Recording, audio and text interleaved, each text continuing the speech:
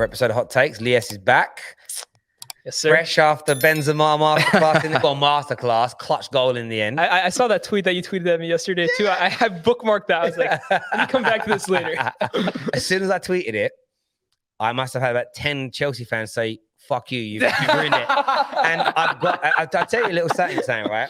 There is a thing, Terry Judge. Whenever I say or tweet, I did it on Saturday. I said, Matic is having a great game.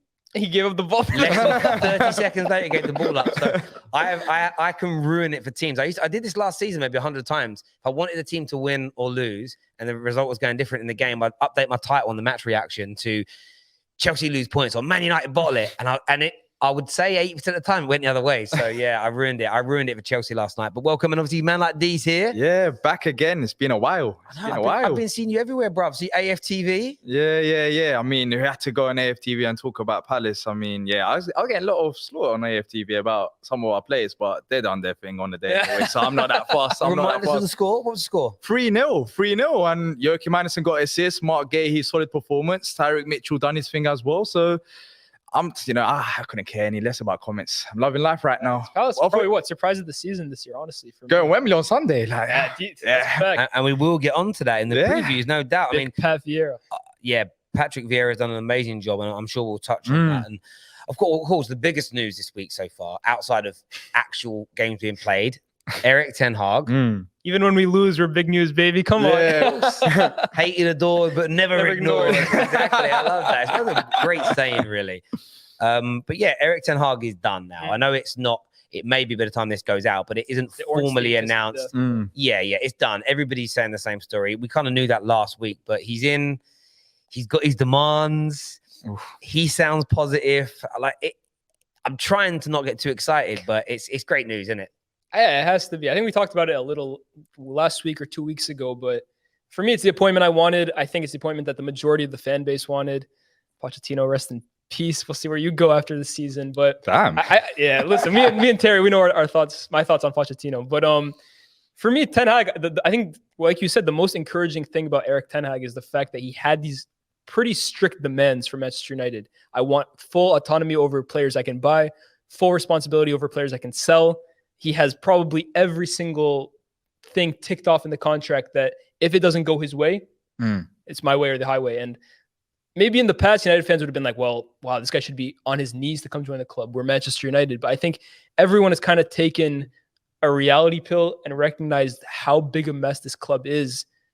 And that, honestly, I don't blame any player or manager that wants full clarity over the situation he's coming into by joining this club. And for me, Ten Hag, A, having these demands, and B, the fact that it looks like he's accepted them, that has to be encouraging news for United. But I think Terry will tell you himself, he thought we were going to win on the weekend. I told him, I was like, yo, this team is a million miles off where it needs to be. No, but it's scary, though. It's scary. We laugh about it. But as a neutral watching it, we played Everton recently as well. And just forget about us playing Everton. Everyone has played Everton. Bro, and everyone has beaten Everton left, right, centre.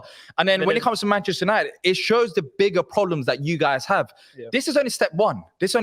First of all, these promises, everyone, I can make a promise about it, but it doesn't mean that this club is going to stick to it, because this club, from neutral perspective, has become so commercialized in terms of, are they going to step back from it, and are they going to focus on the football? So it's all good making them promises in itself.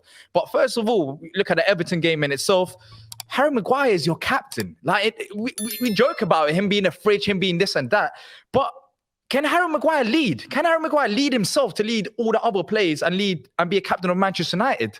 I'm not too sure. As soon as United go 1-0 down, you look at the rest of the squad. Yep. I'm looking at who's going to lift this team up. Ronaldo didn't do it. Harry Maguire is the captain. He doesn't do it anyways.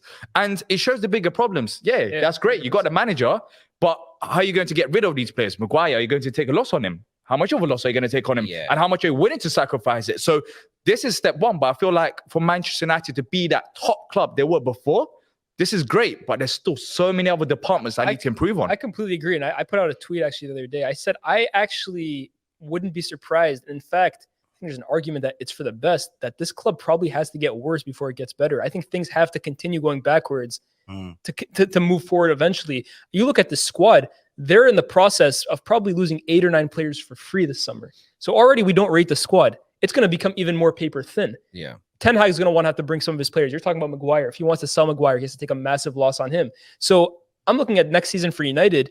I think we will be a better footballing team because Ten Hag is an improvement on Ranić and on Oli.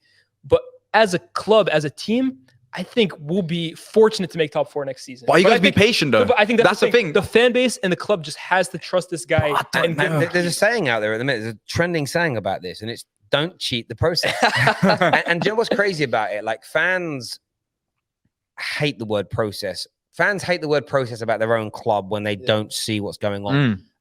I think Ten Hag will get the patience from the fans.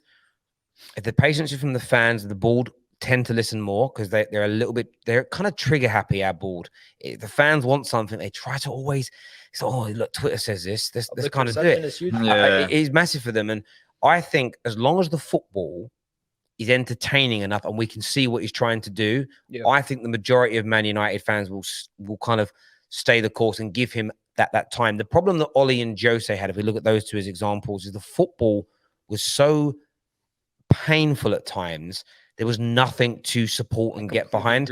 So I feel like as long as Ten Hag can get that right, he'll be okay. But everything you both said is true. We have to. This has to be this club team, the squad, elements of the club have got to be stripped bare and rebuilt from the ground up again. It needs a complete like engine refit. And as you say, it's the car starts right now, and it kind of like it moves, but it's like making noises, it's rattling. You need to take it apart, and at some stages it might not start. At some points, it's in a worse position. You can't go from A to B. But when you build it and it's working, you've hopefully got a fine-tuned machine, and that's what we need. That's how we need to focus on this. And I'm prepared because I need to be very patient because this is what I'm asking for. What Ten Hag's asking for: start again, rebuild things, club philosophy, a club structure that will transcend and go beyond Ten Hag, and then a manager if he's coaching prowess. I've been asking for all of this for 9 years. So I would be a hypocrite to suddenly, after 6 months of it not looking like Pep, to go overrated this. He's already spent 150 What's million gonna happen pounds. though? It will happen if because you might be like that, but the majority be like, oh look, it's like Oli again. Oh, it's not working. You need to rebuild a squad, and it's going to take a bit of time. Like, it's not going to be the case. No matter how much money you spend in terms of even bringing in these players and letting them buy into your philosophy, it's going to require patience. And the biggest challenge for you guys is, as a fan base, you need to be patient. If you truly believe in this manager right now, when we're talking about this, as Terry said, after 6 months' time, if you're moaning about the style of football, because realistically, right now, I look at your squad, I don't think you can play the type of football that he wants. I completely agree. So I feel like if you don't bring in the players, you will struggle. But I suppose that you will. Go on. Here's what I will say, though, and I think I'm going to give the club a little bit of credit here. I think they've already been willing to show that patience because they could have very easily hired Antonio Conte in November. And I think a lot of United fans would probably argue they should have. But I think, and again, this maybe I'm an idiot for believing in United, but they decided to go with an interim manager in November, meaning that they saw a guy in 8 months' time that was a better fit for this club long-term than hiring the guy at that moment, which was Conte, which would have been maybe more instant success, but long-term is the future there. Yeah, I agree with you. And I think that it's all about them. And it's your quote again, don't cheat the process. Man United have started this 2 or 3 other times, and then they have veered off course and have gone in a different direction, and we've never completed the job. It's almost like it's the 3rd or 4th time we tried to build the house, but halfway through we changed the blueprints and then we knock it all down again. And we're going to use a different brick. We're going to use different wood and start again. And we just waste money, and the house is still not complete. And we need to really get that done. But I do have the first hot take of the show. Go ahead. It's United related. This here is from Shaz2277, who says, as long as Harry Maguire is captain and starts for Man United every week, this club will never win a single trophy ever again. Facts. As a neutral, I'm saying facts because I'm looking at the game on a week, as I mentioned, a week, and I talked about Harry Maguire. Harry Maguire is not built as a captain. He's not. Not everyone can be captain material. And sometimes we look too much into captaincy. Nowadays, does a captain matter as it did back in the day?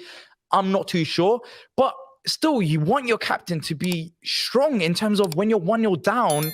If you're Manchester United, you have to have that belief. But I don't think Harry Maguire sends that message across. And even if you have Ten Hag and he's still your captain, I still feel like the problems are still, it might improve, but I still feel like there's going to be games where it's just going to hold you back. So first and foremost, you need to make sacrifices. You need to get rid of it. And he needs to bring in his own players and he needs to choose his own captain and start all over again. This is what I mean. Just even the players at the club, you know, with the captaincy, is he bold enough to make that decision? Because if you take Harry Maguire away as a captain, that's not going to be a good look. You're basically saying you're not ready for this. You're not built for this club. So is he going to do that? But that's the big thing. I feel like he will, because based on his demands and how he wants to change things around, I feel like he will. He's strong. But when that does happen, you know, there's going to be a couple players that's going to be upset. I don't think not that many are going to be upset about Harry Maguire, but Harry Maguire will be upset, and rightly so. So he needs to make that decision. And I feel like with Harry Maguire as captain, United, they're not going to do much. Forget about the other players. I agree with that last point. Personally, I always think that the discussion around Harry Maguire is always too extreme on either side. I think there's some people who put him at these levels, comparing him to the likes of Van Dijk, or when he's at his best, he's this version of like world-class center back. I don't think he's a world-class center back. At the same time, I don't think he's a bad defender. And I think we've seen it enough times, maybe not this season. I agree this season, individually, he's been one of our worst players, but I've seen enough from Harry Maguire. When in a good system, when in a good structure, he can give you good performances. I think last season in the Euros is the peak of that. I do think, though, and I've said it since he came to the club, that A, the price tag is weighing on him, and B, the captaincy is drowning him. He is drowning with the expectation of being that captain. He can no longer be the captain. I was at the game against Atletico Madrid where the entire fan base was booing him and then cheering when he came off. The expectation of being the guy with the armband. And we can argue how much relevance does it have in 2022. But at a club like United, when you've had leaders like Vidic, like Roy Keane, like even Wayne Rooney, like Brian Robson, it means something. And also, when your team is that bad, all the eyes look at the 80 million pound captain, and he's not able to do that. However, some people will be able to do that. That's the thing. He's not built as that type of character. He's not that personality. So what are you going to do then? If you're Ten Hag, what are you going to do? Because you're saying he's not a bad player. I would strip him, but I also hear the argument that if you strip him, does that not just bring his confidence down? You can't strip him. But that's what Ten Hag's got to get right. So I agree. I think that if you can strip the captaincy, keep him happy, and then your structure supports him and he becomes a good player within it, i.e. like England, like at Leicester, then I think he stays, because that suits Ten Hag because he can play out from the back. It suits Man United because they're not hemorrhaging money, and it keeps an element of idealistically, you don't want 15 out, 15 in in an ideal world. However, if taking the captaincy upsets him, regresses him further, then it's taking the captaincy is the least of your worries. You've got to move him 100%. on. And that's where the manager, John Myrtle, Fletcher, and whoever this new deputy DOF, whoever they are, that's where they need to make footballing decisions. And what they need to do is ensure that it isn't a commercial decision they're making around. We know we have to get rid of him because he's going to become toxic in the dressing room because he's so upset, but we're not prepared to lose £50 million. Therefore, he stays. If that happens, then instantly Ten Hag is winning nothing with Manchester United because they've already pulled the rug from under his feet. We did it with Jose, with Martial and Pogba, and I know the fanboys of those two players hate hearing it. It isn't on those two players, but that moment there was the catalyst to the level of player power we see now. It was the moment where the players, especially the commercial ones and the ones with the big fan bases, that's when they realized we are in control. Whenever we want to be in control, we can be. And we need to move away from that as a football club and forget backing the manager. We've got to back the football club. Exactly. Back the badge, back the fans who pay the money, and go from there. But I agree with that hot take halfway. I think if he stays as our captain, then 100% we're winning nothing. I agree. I think Maguire could be one of those players who I call the shock players under Ten Hag that we all expect to go or we want to go, but he might actually there'll be a him or a McTominay or a Fred in some people. There's someone that everybody expects to stay at the level they are now who supersedes it, and we all go, wow, like he's a lot better than I thought he would be. I don't see why he can't be one of those players. Maybe I would like him to prove me wrong, because right now, from what I've seen, just not this year, he's been horrible. I just think as a captain, the thing with Maguire, this is why also like the criticism for me, like I kind of try and stay level-headed with the guy. I just think he's a good center back. I don't think he's world-class, but I also don't think he's trash. I don't see how everyone can look at how bad every United player has been this season and still continue to focus on him. But you say that. Yeah. Do you think that even because you're saying he's not world class, he's not bad, do you think him being on that level, do you think it's good enough for you guys to go and compete in the highest level? Maybe, but here's the thing. I don't think United as a club or any of their players are at that level right now. Like, I don't expect us to take out Maguire and we brought in Varane in for Lindelof. We didn't improve. So wouldn't it make sense to get rid of him now then? Because you're saying if he's not gonna be at that level. I think here's personally for me. I think midfield has to be addressed primarily. I look at goalkeeper before I look at Maguire. Personally, that's an unpopular. And I think fullback as well. I think those areas. Center forward. No, I agree. Everywhere. But that's the thing. No, I totally agree. But like viewers, let us know what you think and feel about that. Very quick predictions. United play Norwich. Are they going to win this weekend? Who cares? That's the honest answer. That's the prediction. End the season, bro. Come on. Let's do 1-0 Norwich for the man. I think United will win. Maybe the Ten Hag news. Who cares? I'm done with them too. Well, United are back because they beat Norwich. In terms of the, we are going to talk FA Cup semi-finals. Yeah. One of the teams, of course, still in the top 4 race. That I wanted to get people's views on it. Arsenal back-to-back defeats. They kicked off with the referee for the disallowed goal of Martinelli's. There is this flip-flop in some, going back to Ollie out. There's Unai Emery revisionism. The Unai Emery revisionism is that's the best one. It's a madness. Al Jess is obviously like, I think as we're recording, she's streaming about it. She's not happy. She's like, why are Arsenal fans suddenly bringing up a manager that was failing here? It feels like the Arsenal fan base, and not all of them, but as a collective, they're reverting to type. They're crumbling again. And do you guys feel like they're going to fall out? They're going to fall away now? Yes. Personally, well, here's the thing. How far back are they going to fall away? I do not think they're going to make top 4. I think the form that Spurs are in, coupled with the fact that Arsenal have had injuries now, I think big injuries. And I think the fact is, I've said it time and time again this season, their senior players haven't stepped up, A, in the big games, but B, also at this current moment in the season. It's a very, very young team with a very young, inexperienced manager. And I think that inexperience is showing. And honestly, I think Conte has revolutionized Spurs. I'm sure we may go into them in a separate discussion. And I just think I look at the momentum that they have going forward and the momentum Arsenal have sinking down like a stone. I think it's only going to end in one result, and that's Spurs finishing top 4. But you know what the mad thing is? It only took 2 games. It only took 2 games for this discussion to come back up again. Sorry to interrupt you. Arsenal fans would have, the way they were speaking about this club and the way they were speaking about Arteta and Saka, you'd think they were like 10 points off City or something. Yeah, exactly. Saka's doing great. Like Saka's going to... But look at Arsenal's front 3 right now, and you compare it to Tottenham's. Oh, it's like Tottenham, first of all, Tottenham has the talent, but they've got the experience as well. And as you mentioned, that it plays a big part to it, because I'm looking at these players after they lost 3-0 to us, and I'm looking at the Brighton game. The first half, they look lost. Yeah. They look lost in terms of going forward. And then it goes down to 1-0 down, and maybe Martinelli should have been allowed, not allowed. That's a discussion for another day.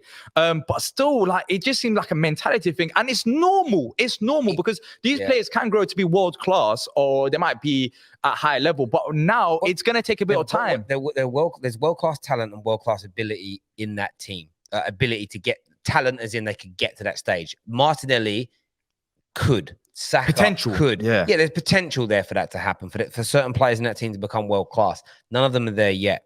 What's really intriguing is I've been quite positive about Arsenal for a long time. I saw improvements. You go back 4 games ago, 3 defeats less.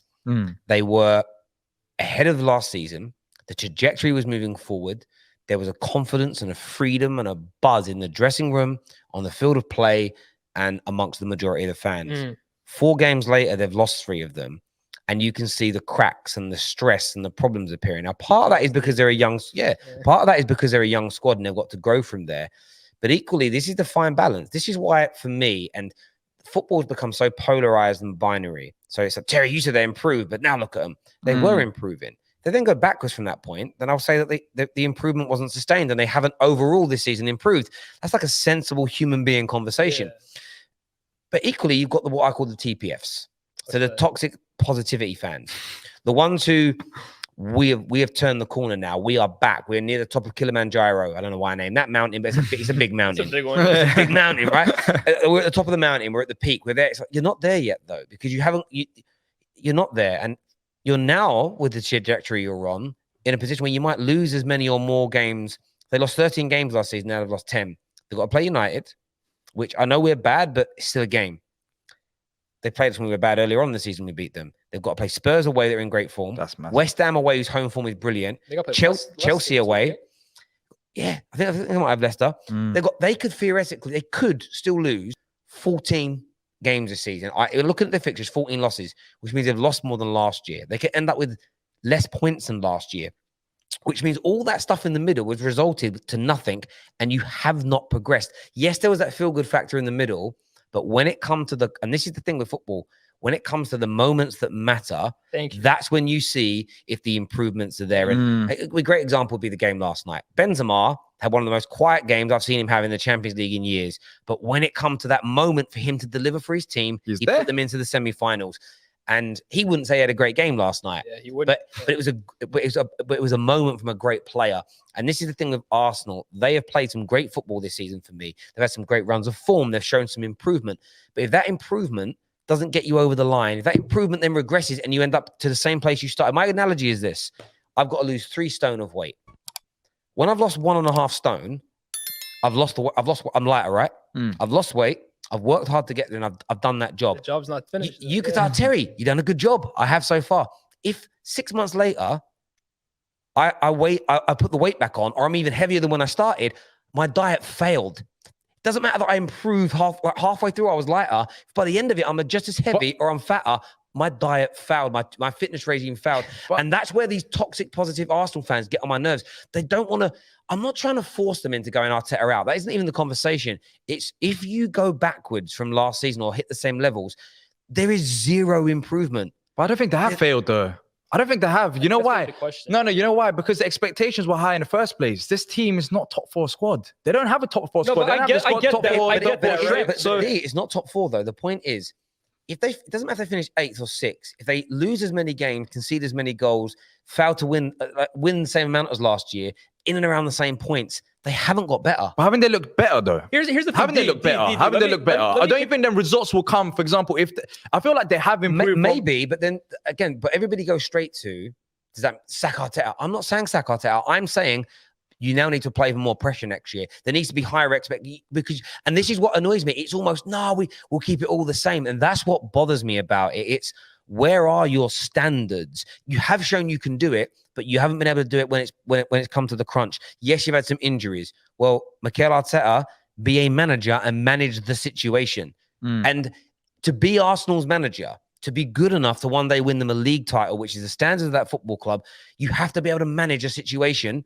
And by the way, I don't mean this rudely to Crystal Palace, but getting beat 3-0 by Crystal Palace and then 2-0 at home by a team that couldn't score a goal can't score in a brothel, that isn't because Tierney's injured.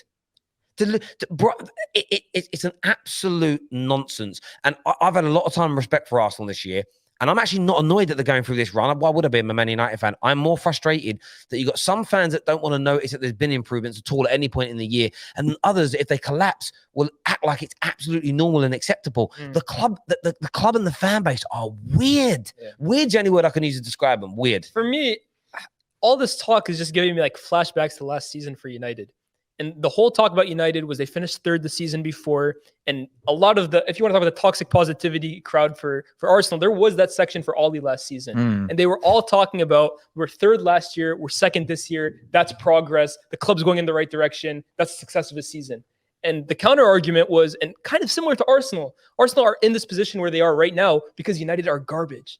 Because Spurs basically threw off half the season with Nuno. The same thing happened last year of United. Liverpool fell off a cliff because of injuries. Chelsea had that Tuchel thing.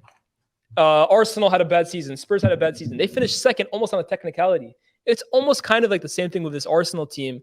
Just because you were going to finish top 4 or even finish 5th this season. Like if you finish 5th this season, you finished 8th last season. Is it enough progress? Well, if the other 6 teams that were ahead of you completely fell off a cliff, well, it's again, I get to a certain extent. Yeah. I get to a certain extent. Yeah. But if you're an Arsenal fan, I feel like you should look at it like this from a neutral perspective. Right. That's how I'm seeing it. I don't think Arsenal finishing top 4 is, yes, it's progress in terms of where you finish, but they could be in deeper trouble next year because I genuinely don't feel like they've got the squad. So I feel like Arsenal not finishing in the top 4 is going to help them in the longer run because they can build the squad. There's the pressures of Champions League football. They could get embarrassed in the Champions League, playing Champions League football with the squad. I get that. I think And I get as a fan, of course, you want to see your team play in the Champions League regardless. I'd rather give it a go than not finish in the top 4. Right. But still, like Arsenal haven't got the squad for top four. This is my main question. You might be right. But then what is Arteta doing here? Because he's building though. The process. Hold on. Let me finish here. This is his third season at the club, and you can disagree with this. I may be wrong here. His third season at the club. He spent the most money out of any team in England this summer. It's a season where 3 other clubs fell off, and you can talk about next season. United aren't going to be there next season. Spurs, we know them. They're not going to go spend £300 million.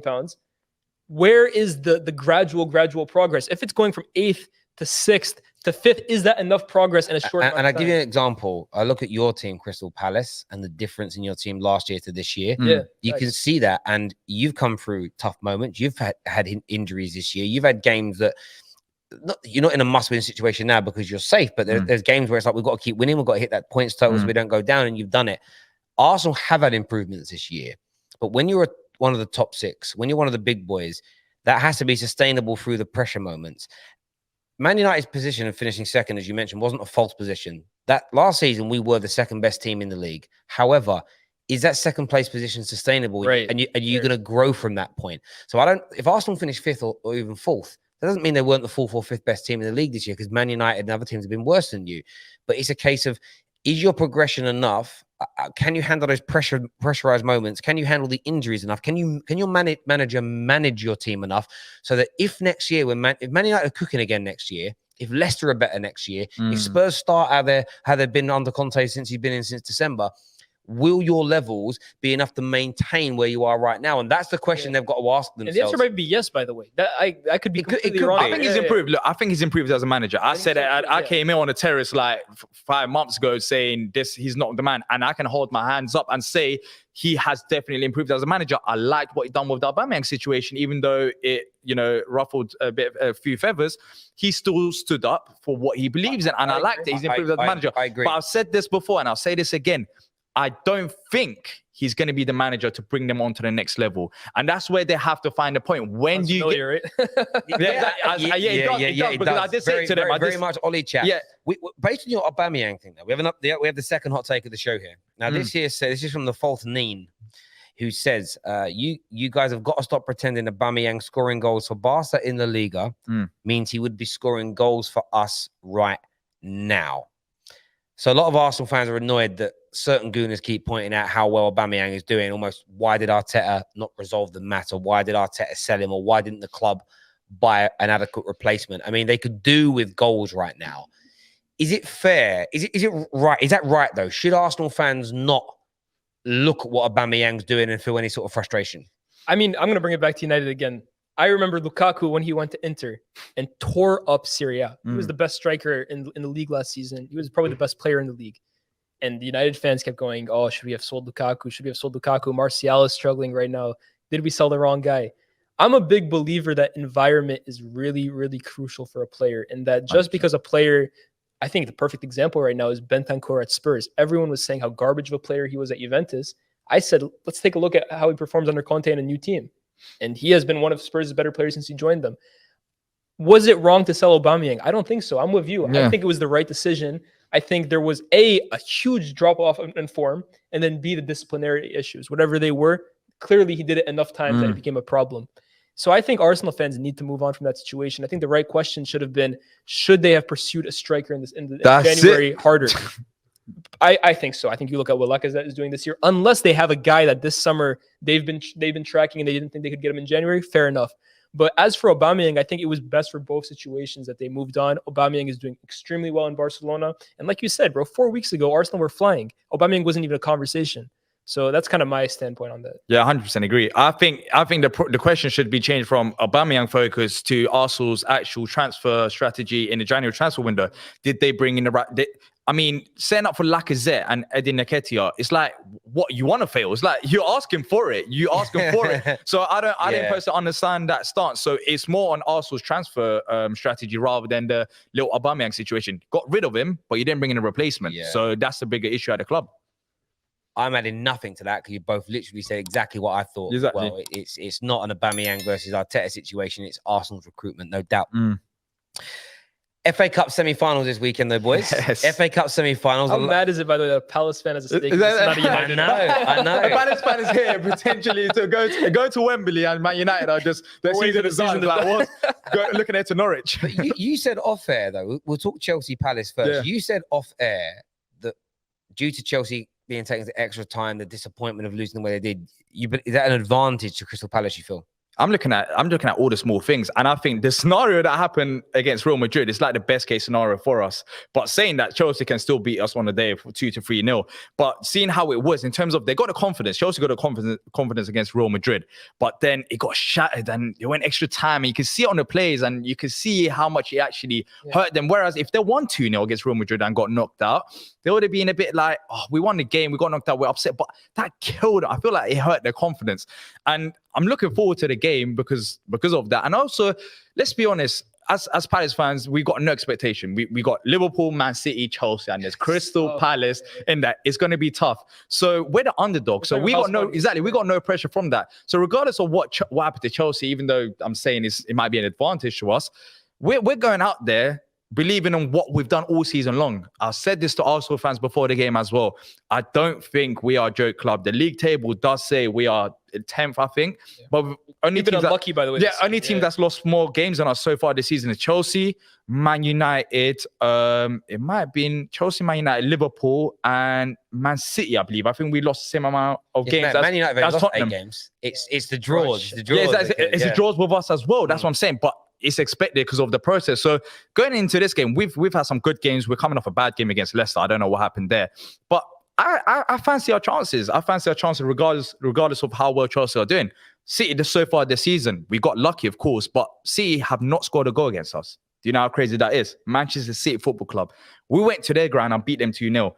On our day, we can do that, and people are gonna say, "Oh, on our day, everyone can do that." But we've proven it. Let's see what happens in this game. No pressure on us. We go there, enjoy our time, but we're going there to win as well. Exactly. It's the FA Cup at Wembley, and again, it's how heavy are those Chelsea legs? How are they feeling after the travelling, the disappointment? They have to win as well. There's a bit of pressure on Chelsea, and we said it on a show earlier this week that by Chelsea standards, this season's already a failure. Yeah, to not challenge for the Prem and to go out in the quarterfinals of the Champions League doesn't matter. Like, I know there isn't a Chelsea fan, if they're telling the truth, whose thirst for success is quenched by winning a Super Cup and the Club World Cup. It's seen managers fired for that. Exactly. Yeah, exactly. Chelsea fans have too high standards to even pretend that they are satisfied with the results this season. It's not crazy. It's not we want Tuchel out, sell half the squad. They're still happy with things. So there is pressure on them to win this game because losing in a final to Liverpool or City, again, that's more acceptable than being knocked out by Crystal Palace. And I mean that with absolute respect. So there's a lot of pressure on Chelsea to deliver this weekend, to get themselves into that final. And then, I mean, it would be, barring this year's Champions League, Tuchel has made the final of every other tournament that he has entered with Chelsea, which is an impeccable record. And his domestic final record is poor so far. Two finals, 2 defeats. Yeah. You'd almost, if he gets to the final, I don't know if a manager's ever lost 3 domestic finals on the bounce in the space of a year. I can't think of anyone who's done that. So they have a great chance of winning it. But Palace certainly have a chance. It's the FA Cup. It is the tournament that underdogs stem from. FA Cup shocks have been going on for a century. And I feel like, of course, there's a chance you can do it. And I can't wait for the game. And when you look at our manager, I think Patrick Vieira, he hasn't lost an FA Cup for God knows how long, even as a player and as a manager. And that streak has been, I think it's like 30. I don't want to say a figure, but it's been a while since he's actually lost. FA Cup game, the final in 2005. Yeah, it was his last Arsenal game. Yeah, but in general, in FA Cup game. And you know what? You know what? Actually, I don't know if he played in the final, but he was part of that City team that won the FA Cup in 2010 or 2011. So this record has been carrying on as a player and as a manager. He's never going to lose. Can you imagine? I would love that, honestly. Palace winning the FA Cup, though, it means there's no quad and it means there's no treble. Yeah. Palace fans, and Palace winning FA Cup also goes on question marks on Chelsea. Of course, not about sacking Tuchel, but what have they got to play for? So what's the excuse going into this game? I mean, with the Premier League, Chelsea, so this is what Chelsea's got in terms of trophies. And listen, Chelsea fans, and I predicted they'd win the league, by the way, but Chelsea fans, well, we could win the league. We're going to retain our European Cup. We can do this. So end up with nothing from a the 4 main trophies you enter. Like it is, and it means what it does mean though, especially for a channel that focuses on transfers, could mean a big summer because Chelsea. We don't know who the new owners are going to be, but Chelsea have a habit of reacting to not winning trophies, so it's going to be massive. But you've got a hot take though about Chelsea. So this isn't the tweet. You've got a hot take about Chelsea. Tell us what it is. I do, and I personally don't see it as maybe it's a hot take because he's got scored.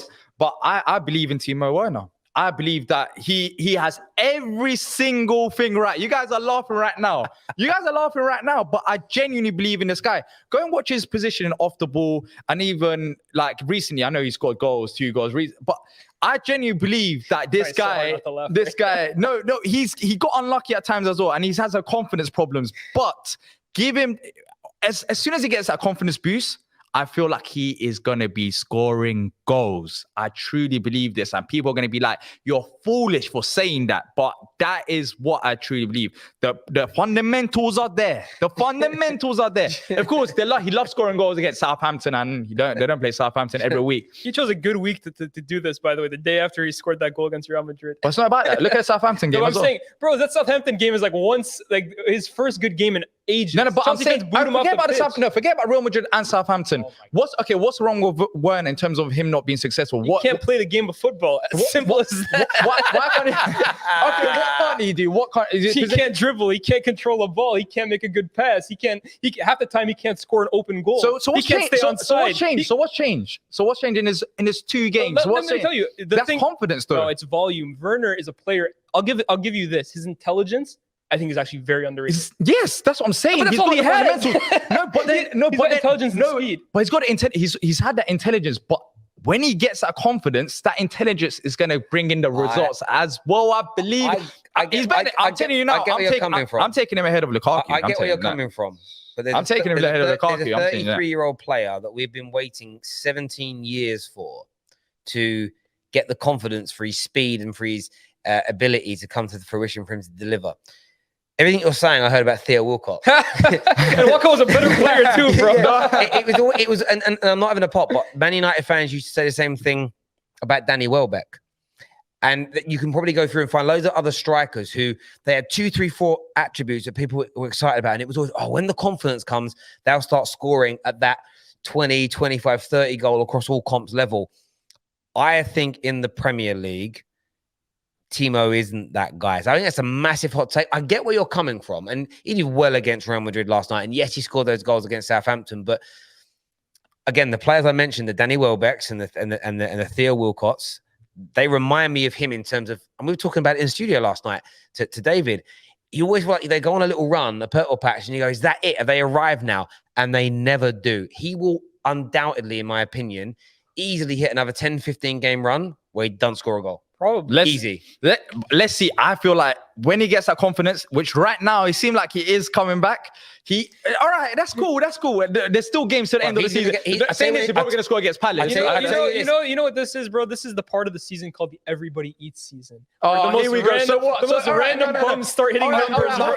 Free open buffet. Listen, bro. When was the last year Gareth Bale scored like 8 goals in the last 3 games? I was like, that's a good season, bro. So if you start scoring goals, they're going to say, is that when the season when it's not successful? I tell you when his confidence is going to come back is when he's holding that shirt up for Hoffenheim in the summer. That's when the confidence will be back.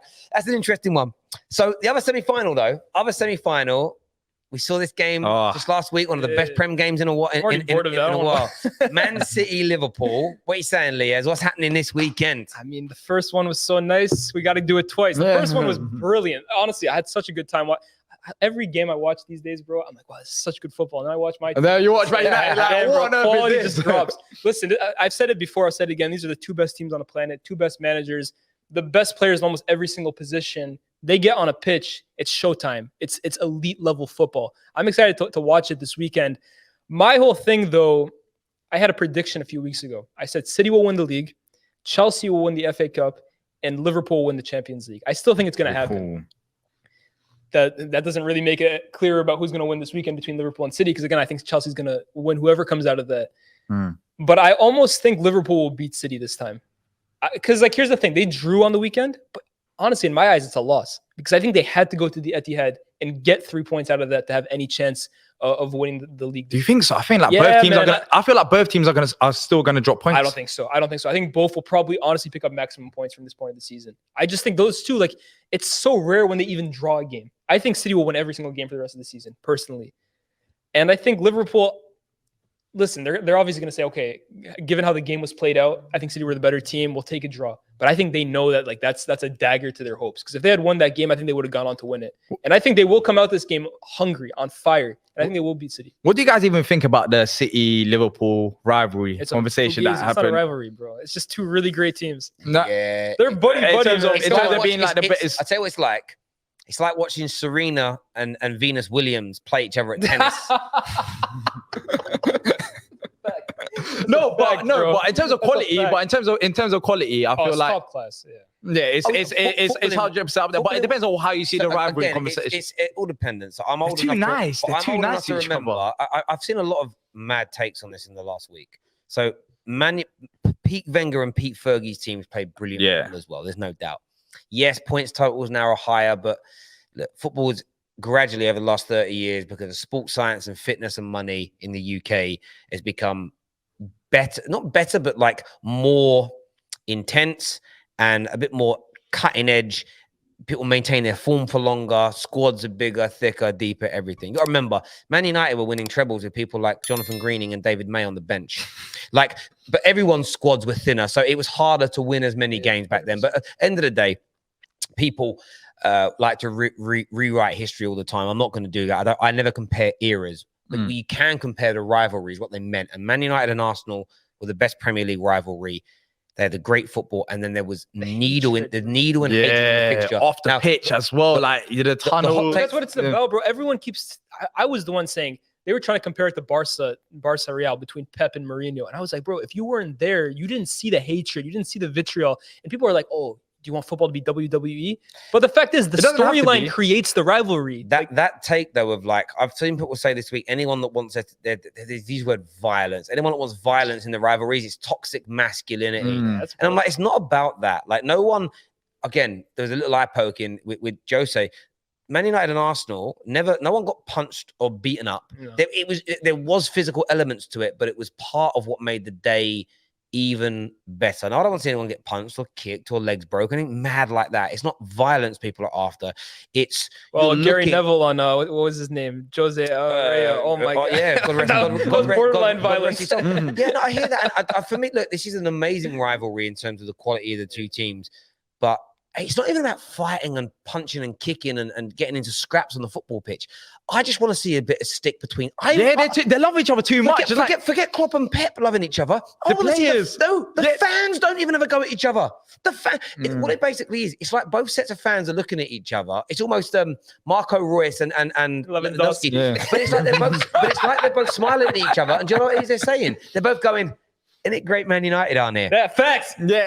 That's how it feels to me. And in every Man City and Liverpool fans' heart of hearts, they're just happy that the one they're going up against isn't Man United. So right. There's no rhyme. If Man United replaced City or if Man United replaced Liverpool and the quality of the football was the same, it would surpass Arsenal versus Man United rivalry. These two are just, what's the expression? An enemy of my enemy is my friend. That is what this rivalry is. And at the end of the day, but the quality is still there, though, Terry. Like the quality, I think in terms of rivalry, I know we're talking about Man United. They don't want Man United to be there, and they're just happy as it is.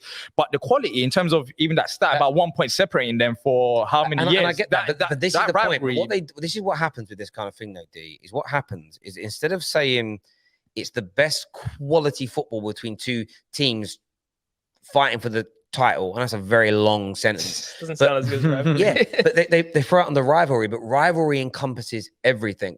There's more needle between Brighton and Crystal Palace every season than this game. Arsenal Villa has more vitriol between Exactly. But then you lot mentioned about you don't want it to be this fighty thing or like you don't want it to be fierce. But then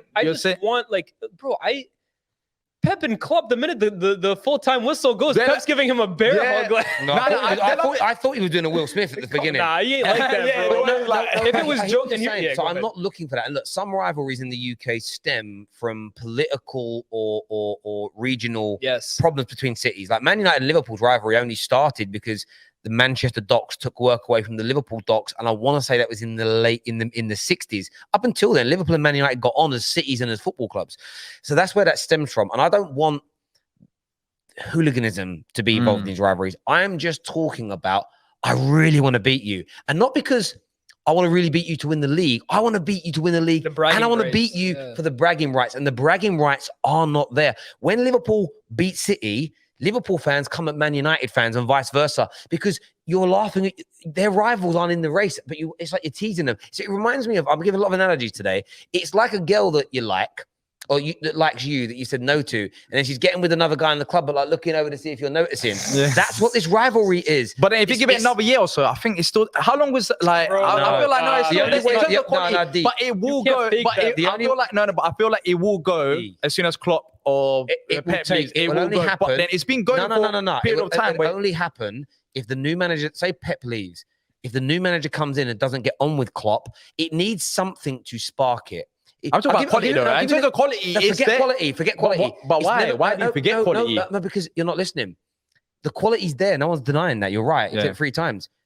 The rivalry will never be there because there's no needle. Now, what could start it is remember when Spurs and Liverpool fans don't like Harry Kane because Harry Kane and Salah were fighting out for the Golden Boot, and Harry Kane claimed that goal on his daughter's life that no one thought hit him.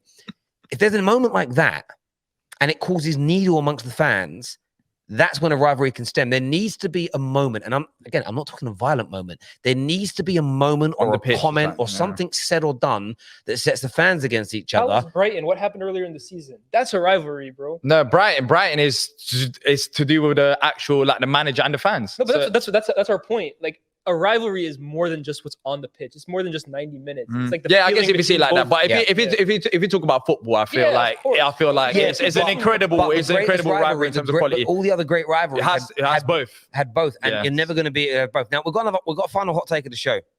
This is here from a Man United fan, which is a massive thing for a United fan to post. But he says here, is De Bruyne the greatest midfielder the Prem has ever seen? Ever. I'll let you take this one away. No, I don't think he is. I think he's an incredible talent, and he's naturally gifted. But when you're talking about ever, and you talk about midfielders that's played in the Premier League, and what they've done in terms of what they've achieved, what they've won as well, I just feel like De Bruyne. I don't think he is. Maybe he could be in that stance if he was to play another, I don't know, 3 to 4, but it's not realistic. It's not realistic in terms of the other qualities in the Premier League and the longevity that other midfielders have done in the past. In all honesty, I don't think he's done it long enough in comparison to other Premier League greats in midfield. Do you want to go, or do you want me to go? Either or. I'll go. Longevity is a massive part of it. That's also Scholes for me ahead of him, and we're some midfielders here, which means you're putting all the midfielders into this. Whether you're a DM, an attacking midfielder, you're there. Scholes better. Lampard, not a better passer, not a better technician, but overall, what he achieved because of longevity, right now ahead of him. Gerrard could passable as well as KDB. Gerrard is literally what KDB is, but is box to box. Gerrard better than him. Luka Modric played in the Prem, better than him. Patrick Vieira, your manager, better than him. Roy Keane, different type of midfielder, but better than him. I would even go as far as N'Golo Kante, has got a shout.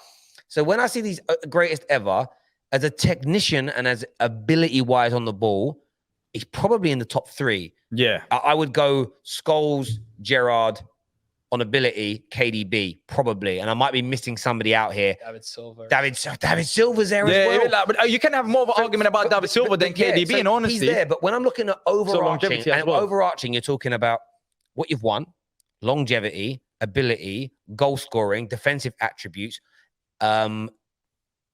individual awards, and when you add it all in together, he just isn't the greatest for me. He's a phenomenal football player in terms of talent, but he ain't the greatest ever. Yeah.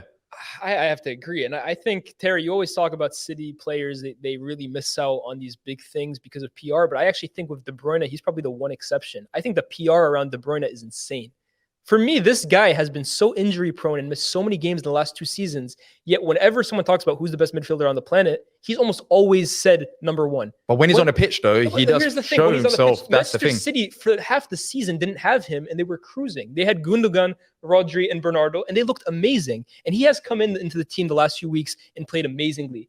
But I'm not going to forget what he did the entirety of the season. He has 3 league assists this year, and people are talking about PFA Player of the Year. Last year, he won PFA Player of the Year when Harry Kane was much better player, top goal scorer and top assister. De Bruyne, I think, again, missed out on like a quarter of the season through injuries. He plays on an amazing team, and on talent alone, he is up there with the best midfielders of all time. But I don't think his impact, his legacy in the Premier League matches up to anyone. His best season came in 1920 when he was actually the best player in the league, probably the best midfielder on the planet. Liverpool won the league.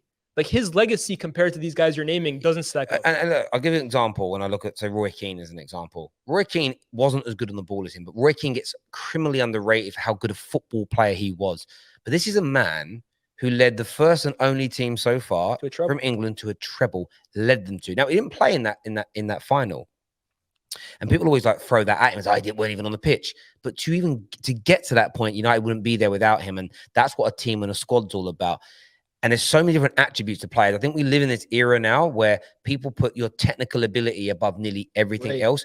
And football doesn't work like that. And especially when you're talking about greatness. If you're talking about who's the best. If you're saying that the best, and this is the greatest, and he isn't there yet. And I think, again, like Paul Scholes for me, the reason that I put Paul Scholes at the top of the midfield tree, and I stick to this, it was his changing of position and being able to do it flawlessly. If KDB can come out of retirement at 38 and dominate a midfield in the Premier League at 38 and win a league title, then you can tell me that he's a better footballer than Paul Scholes. Because Paul Scholes weren't doing that with physical attributes at 38. He was doing that because his ability on the ball was so good. And that's why the longevity argument is important to me. There's who's better at their peak, which is one thing. There's, who had the best sustainability and who won the most and all these things. But longevity is the thing I look at more than anything else. What you were doing at 18, you're still doing at 38. That's ridiculous. 20 years. That's ridiculous. 20 years. And but KDB, do you guys think he will ever reach? I don't think he can. Well, in terms of greatest Premier League midfield? Yeah. No. He can never reach it. He can never. I don't think he can, because I don't think he has the time to reach. And so you even mentioned about his injury problems as well. Like, he hasn't. No, he's deteriorating. He's struggling. It's not gonna. You've had that. Like, I put David Silva at City ahead of him as greatest Premier League midfielders. Yeah. And in terms of greatest Premier League legends, I put Aguero and David Silva and Vincent Kompany ahead of him as an example. Aguero is an interesting one because if Aguero didn't have the injuries, I think he'd be knocking on Ree's door. Yeah, I think but the availability is one of the best abilities. And if you're not available and you don't score the goals or you don't, break the records, all those things are, those things are important. You know what this is? Yeah, this is just reactionary in terms of like, he saw as soon as you see the game against what KDB had against Liverpool, it's like, oh wait, is he? Look, like, is it the great? Is it the greatest? That's what happens. L'Équipe just released who are Benzema's biggest contenders. Who's their biggest competition for the Ballon d'Or? De Bruyne was second. I stress this again. De Bruyne has 3 league assists this season. He hasn't been the best player on Manchester City.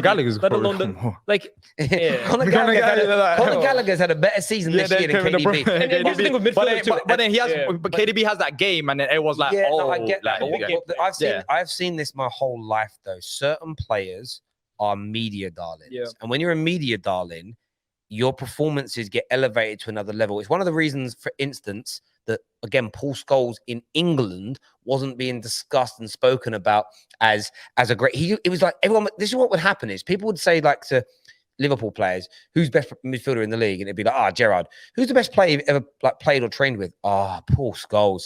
And it's almost like those two like opinions don't match up. But I read this earlier because Paul Scholes has been trending all day because of what Modric did last night. And someone put this quote up from Iniesta.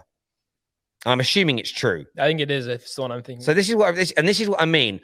When this was done, English football fans' palate was as bland as a white man's chicken. Nothing on it, bruv, right? I am allowed to say that, by the way. So this says here, it goes, one day at, is it La Massa? Is that pronounced? La Massa. Rijkaard walked in and said, today we don't train. We are going to watch a DVD. We sat there for 3 hours watching Paul Scholes highlights. And I'm sure it was more just YouTube comps. It's probably that technical side of things. It was the best day of my life. I, Xavi and Ronaldinho and a young Lionel Messi were in awe. it was then that I decided to call my first child Paul. Paolo, I think he's pronounced. I think this is definitely Cap. I think this part is definitely Cap, bro. That bit there. You watch the Paul Scholes highlight. Is it the next 180p hang on, should we HD highlights? Like, his children's names. That bit's probably a little bit of BS, right? Yeah, bro. But the first bit I've heard before, right? It might be. I don't know. But that's true. Hang on, my first boy. That's what he's called. Hang on, it's not loading the picture now. Surely his child's name must be out there. It says and called my firstborn son Paolo. He is now, and every time I look at him, I remember that day. Listen.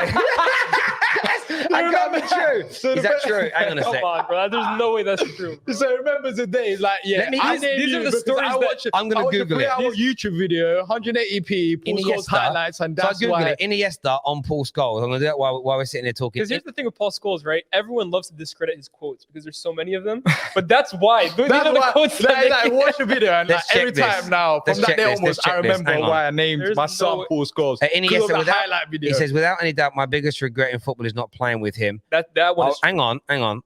Some of these stuff I've heard about it, but like some of them in between stories, like I'm not too sure about that. I don't know. There's lots of that quote. I've seen loads of websites that are quoting it. I don't know. I have to get checks. But end of the day, like taking all the crazy quotes aside, like Paul Scholes. I was reading it. Earlier today, I read the first bit. I didn't read the final paragraph. Then I was like reading about his son. I'm like, why didn't I read that bit earlier? But look, he for me is the greatest for every reason, because I think when you look at ability, he was a good goal scorer. Trophies. He's a good assister, trophies, longevity, playing in additional positions. He has it absolutely all. And KDB for me is very, very good. One of the best the Prem's had.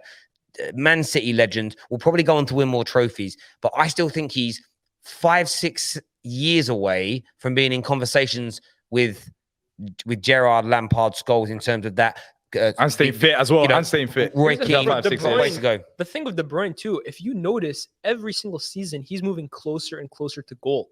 He's literally not playing as a midfielder. He's almost playing as another. At times against Liverpool, he was the highest forward player for Manchester City. And again, that's not to disrespect him, but I think Pep also recognizes he doesn't have the legs to be playing that dynamic style. Yeah, them injuries there. Listen, boys, though, appreciate coming on and having your say. It's going to be a big weekend of FA Cup football in the Premier League as well. Viewers, make sure you're smashing like and share buttons and subscribing, hitting the bell notification. But it's loads to do on social media, but get it all done. Another episode of Hot Take done. Boys, until next week, take care. Goodbye. God bless. See you soon. Peace.